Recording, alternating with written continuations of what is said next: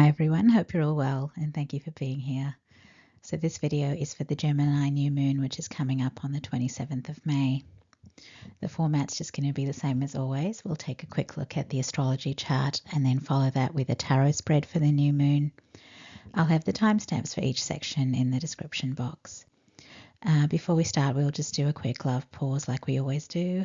So this is where we pause the video and we take a minute to intentionally send some loving energy out into the universe.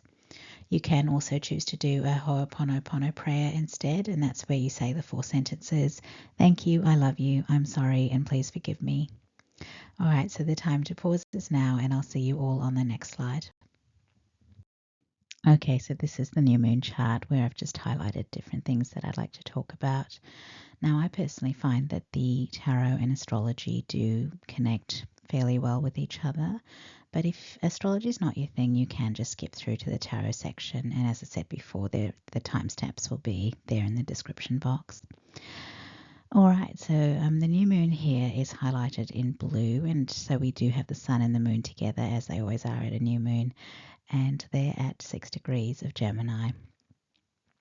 Now, interestingly, this is a Mercury ruled house, so Mercury is the ruler of this new moon, and Mercury's here again, so Mercury's here as well, so it's actually only a few degrees away from the sun and the moon, so there's a conjunction there as well.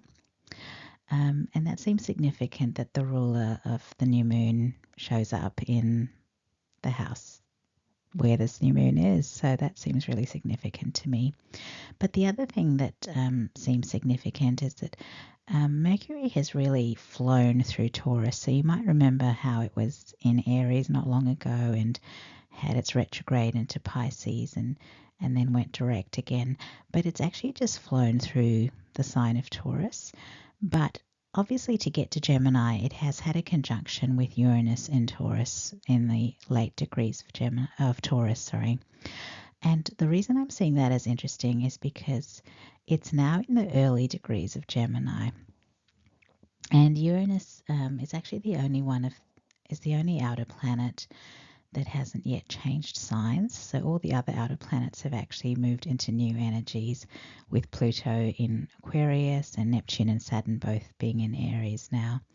So Uranus will also move, but it's not going to move into Gemini until July. So what I'm seeing is that with Mercury in the early degrees of Gemini, we might actually get a glimpse into what Uranus will be working on when it does enter Gemini. And I say that because Mercury is the planet that relates to our mind. And remember, Uranus is actually a very dynamic energy that can be quite unpredictable. And then the sign of Gemini is also a bit like that. It's quite dynamic and quite changeable. So I feel like when Uranus gets into Gemini, a lot of things could happen very quickly. And things that we obviously aren't expecting. But it's going to be in these early degrees of Gemini, and Mercury's going to move through these degrees quite quickly because it's Mercury.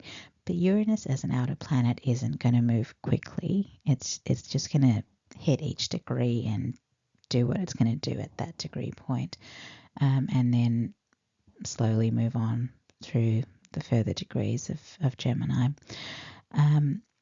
So it's just interesting, but I feel like Mercury's little dash through this part of the chart can be like a sneak peek into what area of your life we're talking about with those degree points. So you can also check out in your birth chart where these early degrees of Gemini are. So the house placement can give us a clue about what area of your life that part of your chart is connected to. But I just feel like this Mercury, meeting Uranus and then immediately entering Gemini really, where are we, a couple of months maybe? It's probably less than that actually. I think it's early July when Uranus gets into Gemini. So, it's not that far away, and I think this might just give us a little glimpse into where that Uranus is going to strike first, I guess.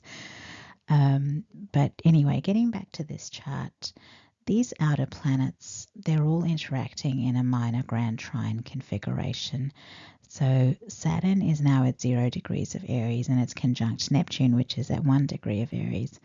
And they are both sextiling both Pluto in Aquarius and Uranus in Taurus, as well as Mercury in Gemini, really. So that's why there's a little bit of divergence in terms of the degree points, and that's why you get this minor grand trine looking like a series of overlapping triangles. And really, they're not far from the new moon itself. So, like I said, all those overlapping triangles are showing us the different minor grand trines that are going on. But I am seeing it as a as a consolidated minor grand trine. So I do feel like those outer planets are having an influence at this new moon. And that's interesting as well because, as I said earlier, so many of those outer planets have started in new signs, so they're in a new energy. And Neptune and Saturn are in Aries, which is the very first sign of the zodiac wheel, so they're actually starting a whole new astrological cycle. So the energies of new beginnings are very strong here. And when you think about it, new moons themselves are seen as the start of a new cycle, and this is why we tend to set intentions on new moons. So I'm actually feeling like the intentions we set at this new moon are being supported by these outer planet energies. So it seems to me that we should be very intentional about the changes we'd like to see and the things we'd like to accomplish. And I just feel like these outer planets are well positioned here to support whatever intentions we set. And I think we should definitely take advantage of that energy. Now, I've highlighted a couple of other things here, but really there's only one other aspect that I really want to talk about, and that's the Mars-Venus trine. Now, Mars and Venus are the personal planets that relate to our masculine and feminine aspects, and I love this dynamic that they're in here. And I think they were doing this at the last lunar reading as well. But they're in a trine, so they're in alignment and they're supporting each other beautifully. And they're also both in fire signs, which means they're inspired, creative, passionate, courageous, and confident. And those qualities are fantastic considering we have all these new beginning energies going on in this chart. So it's like we're excited about these new beginnings. We're excited about the fact that things are changing. We're excited about the new possibilities that might be coming along. It's just beautiful. And I really love that as the final message that's coming through in this astrology section. So I'm looking forward to seeing what the tarot is going to show. So we'll move to that section next and see what goes on there. And here we are. This is our spread for the Gemini New Moon. Now, if you're interested in the decks that I've used, I'll have them listed in the description box. All right, so the card at the bottom of the deck is the Devil, and that's really interesting because the last reading I uploaded also had that card at the bottom of the deck. Now, I don't know if this reading is necessarily related to that one, but it might be that we're collectively working through challenges that could be considered devil energy. And so what devil energy is, it's really about things that have controlled us and limited our options in a major way. So we haven't felt free to move in the directions we would want to move in. And devil energy can play out in lots of different ways. So through addiction, anxiety, toxic, abusive or codependent relationships, karmic patterns, and so on. And what makes these things devil energy is that they're very heavy and dense energetically. They can be very difficult to shake off and break free from. We just feel stuck in horrible circumstances and we struggle to see a way out. And these things can just keep playing out as sort of inescapable cycles and patterns that keep repeating over and over again. And part of the reason it's like that is that we can be completely unconscious of the truth of what's going on. So we might just be there thinking we're unlucky, thinking that life hasn't been kind to us, thinking that things haven't worked out for us. Sorry, excuse me, my throat. But the truth is we're not seeing the experiences we keep having are actually secondary to something deeper that we haven't yet identified. And until we see that deeper issue, we can't really resolve it. And until we deal with that primary issue, really, we can't really change our future experience of life either. So to give you an example of what I'm talking about, this could be like, say you've just always had a messed up life, and then one day it clicks that maybe the reason for all of that is that you've just always had poor self-esteem, and maybe that's why you've stayed in terrible relationships for too long and stayed in terrible jobs for too long, and you've tolerated a lot of unpleasantness in your life. And then based on this realization, you start working on building yourself up. And as you do that, you start removing yourself from those bad connections because you finally start to understand that you don't deserve to be treated the way those people have been treating you. And the natural follow on from that is that you start gravitating towards better people and better work environments. And really that's when your life can finally start changing for the better. And so, getting back to the spread, I took the Devil card from the bottom of the deck, and then I actually took 2 more cards because they happen to be major arcana cards, and I don't tend to leave those behind. But the thing is, these 3 cards together, they're telling quite an interesting story. So in order, we had the Devil, followed by the Sun card, and then the Death card.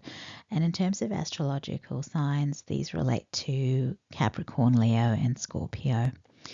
Now, this deck I haven't used for a long time, and I'm actually feeling really glad that Spirit guided me to use it for this reading because it's just quite visually beautiful.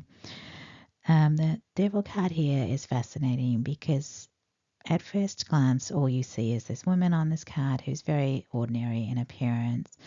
And it's not till you look at her shadow in the image that you notice that the shadow is of the devil. And so this is taking me back to that unconsciousness thing that I was just talking about. So you might feel like you're just an ordinary person living an ordinary life, but there is actually this shadow influence that is keeping you stuck in repeating cycles and you just haven't seen it. And then we got the Sun card, and that's traditionally a card about joy and happiness and positivity. But in this sequence, I actually saw it as illumination, and it's because of that shadow in that Devil card. So when you think about shadows as a natural phenomenon, and I'm not talking about, shadows in the setting of artificial lighting, I'm talking about in nature, shadows happen when the sun is shining quite brightly. So I saw this Sun card as saying that maybe something very positive happened in your life, and in that light you finally noticed the devil energy. So initially when I was looking at these cards, I was wondering if this was about your shadows, but then I started feeling that no, this was actually about seeing other people's shadows, and that's very interesting. So what I feel is that maybe there were some positive things that started happening in your life, and that's why we've got this Sun card here. Positive things were happening and you were really happy. But then when you looked around, you saw that some of the people around you weren't happy. So they were seeing the good things happening for you, and they just weren't happy for you. And so I felt like these are people who you thought would be genuinely happy for you. So I'm thinking of people like family members and friends and partners. So these are the people who you thought were in your camp and people who you thought would be supportive of any successes happening for you.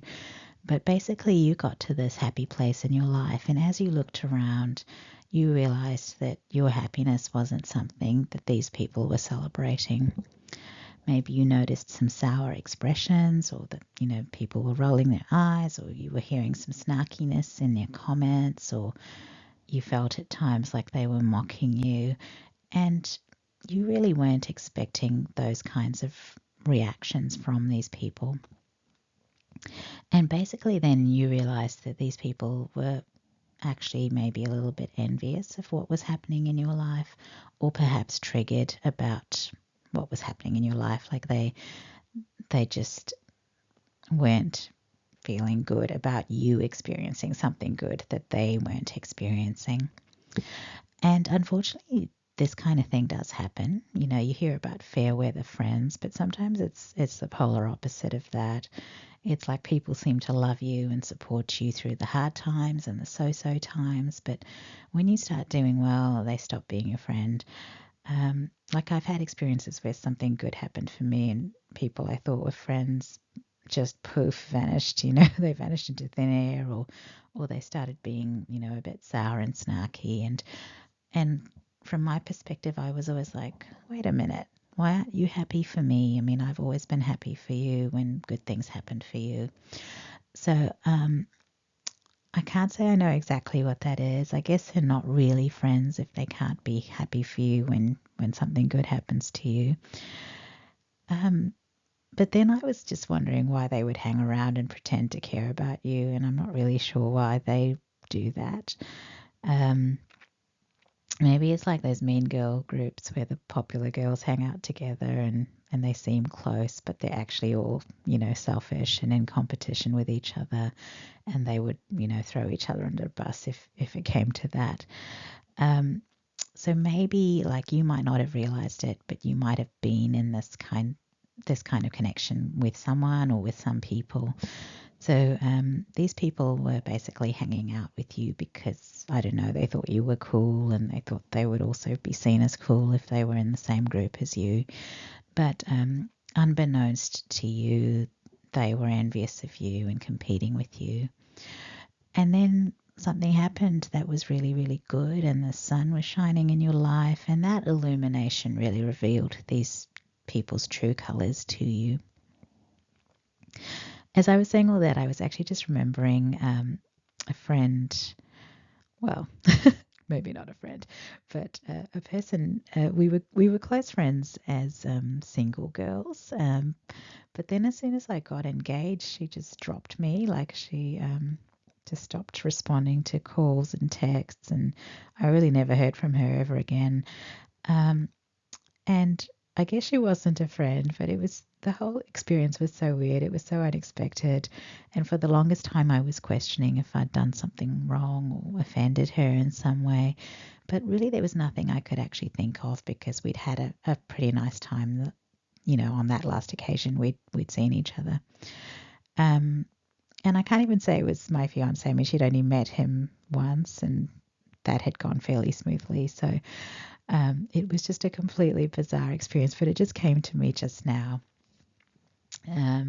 But that's just one example. And I guess things can be more extreme than that, like a lot more extreme than that. You know, sometimes these quote unquote friends can actually be working against you, trying to sabotage your opportunities, trying to lead you astray so you mess things up in your life, trying to steal from you in some way. And I'm thinking of those stories where, you know, a person tries to steal your boyfriend or break up your relationship, or they do something to mess up your wedding or baby shower or some important event. So people like this can be bad news.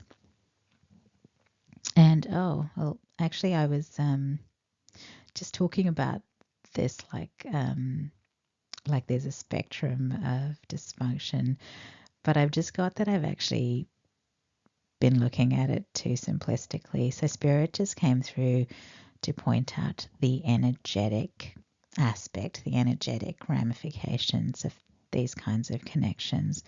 And that's something I wasn't even thinking about, to be honest. So I guess even if these people don't do anything, don't, you know, physically in the physical world do anything to harm you, they're probably sending you a lot of evil eye energies. They might be sending you a lot of negative energy because they obviously don't have positive feelings or intentions where you're concerned. And that's not something I thought much about when I was younger, but I do now understand how powerful energetic attacks can be. And I guess if these are people who you were close to, like you thought of them as friends and family, you're not going to be expecting that from them. So when you're with them, your shields are down, if you know what I mean. Your defenses are non-existent because you see these people as your people. So I guess if there were evil eye and negative energies coming from those people, it's actually quite dangerous because it's going to hit the mark because you have no shields up when you're dealing with them. And I'm sorry to say that to you if you're only just thinking about that now. I'm also just only thinking about that now. So I'm now thinking of other things that have happened in my life that, I mean, I probably underestimated in terms of the energetic element of those experiences with those people. So yeah, it's a bit weird, isn't it? Now, I'm not someone who wishes bad things for other people, so it's kind of confronting to think about other people doing that to me.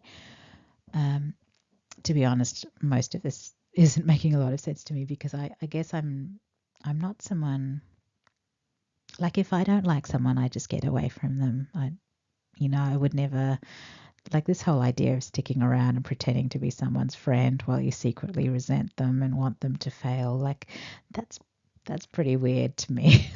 It's actually really horrible when you think about it. It's quite messed up. But anyway, I'll get back to the reading. It looks like we've been dealing with devil-y kind of people without knowing it. And then we saw the truth of their nature.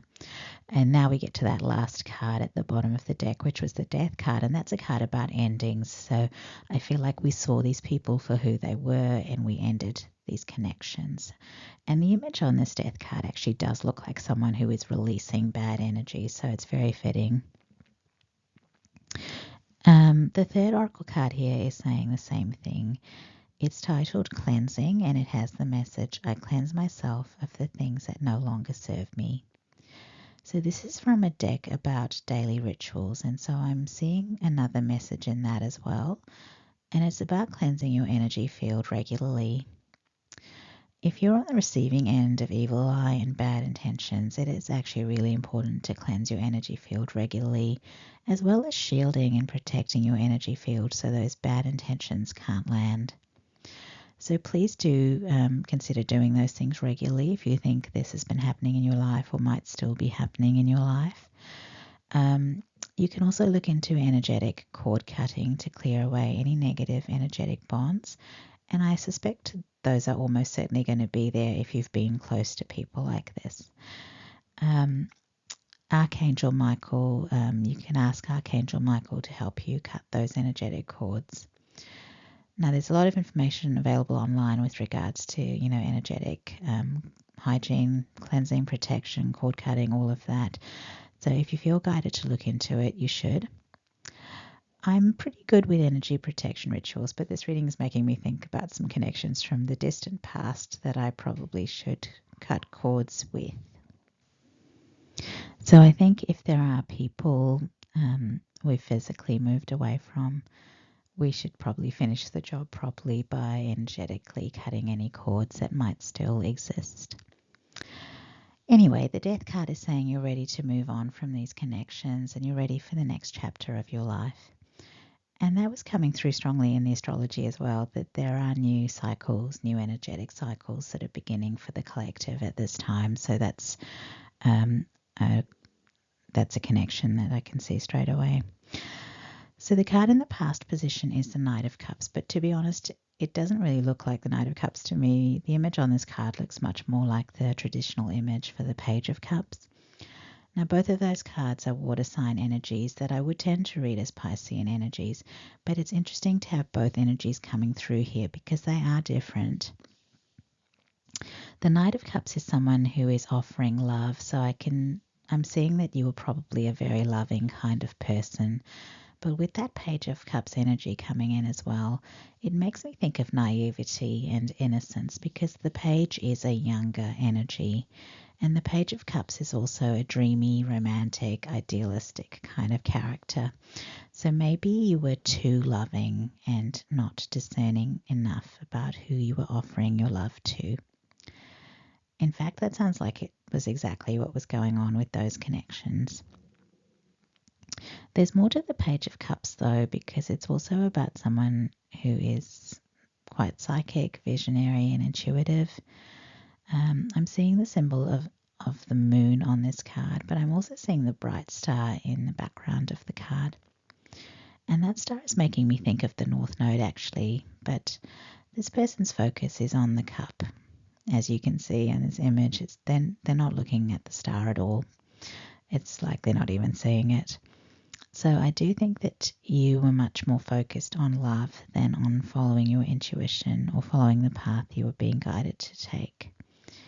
So you actually allowed your feelings for these people to stop you from trusting your intuition where they were concerned, and you also let your feelings for these people stop you from moving towards your path. So this is like when you have a romantic partner and you make them your number one priority, and you ignore your intuition when you get nudges that tell you that there might be problems with your partner or your relationship, and you're also turning your back on other possibilities or opportunities because they won't suit the relationship that you're in. So you don't do the courses that you always thought you would do, and you turn down that perfect job offer because you'd have to move to another city and you don't want to leave your partner. Sorry, I just had to pause the reading for a couple of minutes. I'm trying to think where I got up to. I think we were talking about romantic partners where you might basically turn your back on good opportunities because you don't want to leave your partner or move to another city or whatever. So, and it's all based on the fact that you've decided you love this person and that's all you're focused on. And in your story, it might not be a romantic partner. It could be about how you were committed to certain family connections or friendships. And so you prioritized those things over other aspects of your life. And it's only now that you realize that these people were never true connections. And with that realization, you can now see that you made a lot of wrong choices in the past, or you feel like you made a lot of wrong choices in the past. I feel like you've learned now that your intuition is the guidance that you're meant to follow, and it is what will lead you away from the wrong people and experiences and towards the right people and the right experiences.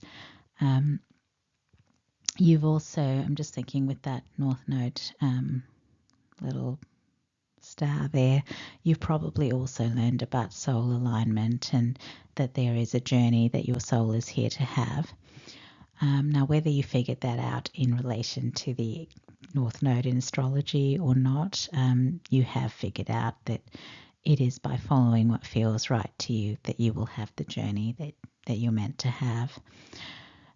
So now you know to trust your intuition and to stay in alignment. So bravo, I think that's wonderful. Sometimes these life lessons, they're pretty hard, but they're necessary, unfortunately. All right, the first oracle card in the spread is titled Ba, the Soul Bird, and this relates to Egyptian mythology, and it's a representation basically of the soul as a bird. The caption on this card is Essence of the Soul, and the message reads, "There is a time for everything, see life as a gift." And I'm getting a divine timing kind of message from that. So you might be at this point in your life feeling like you've wasted your life doing the wrong things and making the wrong choices and loving the wrong people and so on. And I feel like Spirit is here saying, no, that's wrong. You haven't wasted any time at all. As this card says, there is a time for everything. So maybe as far as Spirit is concerned, you weren't even meant to start following your North Node until right now at this point in your life. So maybe you were meant to spend a few years learning some lessons and clearing out some past life karma, whatever these experiences were happening to teach you. But maybe you are actually exactly on time for what comes next. and it's looking like that's a new beginning. And really, all of that is just how Spirit planned it. The other message on this first oracle card is to see life as a gift. So even the so-called bad experiences serve an important purpose. They teach us the lessons we need to learn, right? So if you hadn't been burned in this way through these experiences, you would have remained naive, and then you might have been burned even worse in the future at a point where you might have had even more to lose. So, you did need to learn to not be so naive, and you did need to learn to be more discerning, and you did need to learn to trust your intuition. Those were all important lessons that you actually did need to learn. So basically, don't look at the past and see it as time that was wasted. Because if you gained something from it, it wasn't wasted time, and you've obviously learned a lot. So it definitely wasn't wasted time. And now with those lessons you've learned, you can be a loving person still, but now you're going to be making choices that are good for you and right for you. And really that's perfect. So that's how it should be. And speaking of perfect, the perfect card shows up in the perfect place. So in the present position, we have it, the new beginning that's showing up for you. The card that's here is the Ace of Pentacles, which is about a new opportunity and a new beginning in your material reality. And I feel like you're going to recognize it as something that you do want to get stuck into. So it's going to feel aligned, and really all you have to do is get on board with it. Now, the Ace of Pentacles can also be a windfall or a financial gain, but in this reading, I'm just feeling like this is you heading towards what you see as your purpose. It's what you're looking for at this point in your life. And, like I said, windfalls, financial gains, you could definitely be successful and experience a lot of material gain in this new direction that you're heading in. But I think the thing that's really going to draw you in at the start is the fact that you finally feel like you're going the right way. So that's really nice. And thinking back to that card about the timing of things, maybe this Ace of Pentacles opportunity had to wait until you were ready, because you might not have done the right thing with it if it had showed up before you learned all those lessons that you've needed to learn. So at this point now that you have learned those lessons, the universe says, you're ready. Perfect. Now I can lead you to your purpose. Here it is. Here you go. So that's great. Now the second oracle card, that's the only one we haven't talked about yet, is titled Relax into the Unknown. And it has the message, initiate with trust. Isn't that great? So I feel like Spirit is saying that this Ace of Pentacles is just the beginning of something, and you won't really be able to see where it leads, but you're going to need to just go with it. So trust that if it feels good, it's meant for you. The number on this card is a 44, which isn't actually a master number in numerology, but I do think of it as the number 4 amplified. So 4 is about strong foundations and stability. So do make sure that you've got good, strong foundations in place before you start.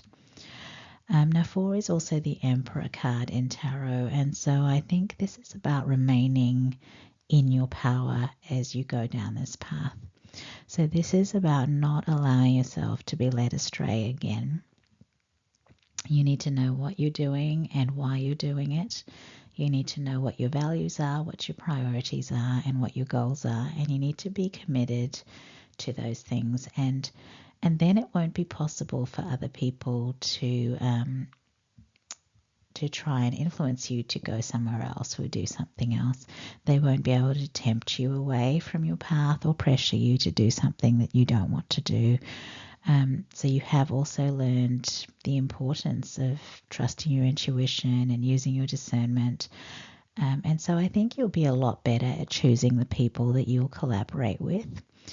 They'll have to be people whose values and goals actually do align with yours. And just one card left to talk about. That's the card in the future position. It's the 7 of Wands. And really it's just confirming what I have just said. So this card is about standing up for what you value, standing up for what matters to you, It's about having very clear and firm boundaries that you will protect and defend. And you're going to do that because what you're doing matters to you. So you've committed to your purpose, and it matters too much to you for you to be casual or airy-fairy about it. You'll actually have to look after this the way an emperor would look after his empire, because it's serious now. This is something that is important to you. It's something that you take very seriously. So you're not going to be playing around and, tolerating things that you shouldn't tolerate. So, yeah, that's it. I think that's all I've got from this spread. Okay, so this is our last slide. We are done officially. If you liked the video, please give it a like or leave a comment. And if you really like the videos that I make, please consider subscribing to the channel. And a big thank you to everyone who's already subscribed. It really means a lot to me to have your support. And that's it, everyone. I hope to see you all at another reading. Take care. Bye.